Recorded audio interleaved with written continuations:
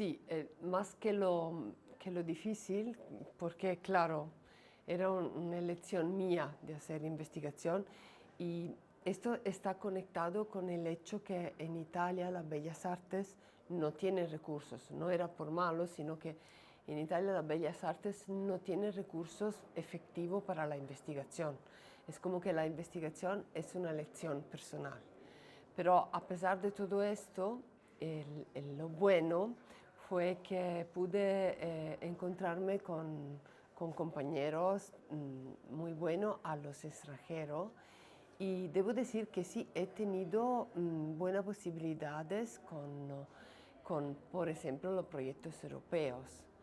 Y esto estuve creo mis grandes apoyos, ¿no?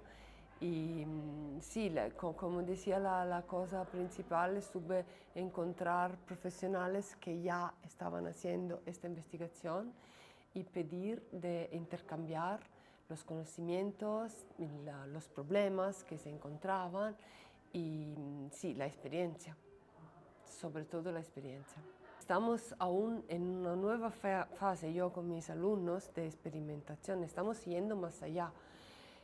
Como que durante la pandemia, cuando estábamos en casa y no podíamos ir al taller para estampar, yo dije, pero tenemos el sol, esto del sol estaba como una gran oportunidad que tenemos como lugares y hemos empezado una investigación de estampas solares directamente en la estampa sin planchas como la antotipia.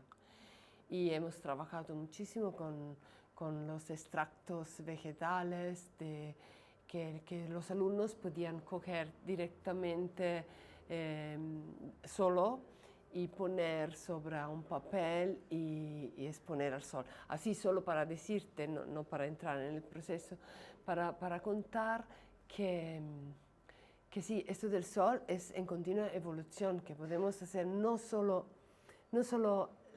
los grabados que ya conocemos, como que podemos realmente investigar sobre otras oportunidades. Y destacar los alumnos desde el taller hasta la terraza era realmente un cambio.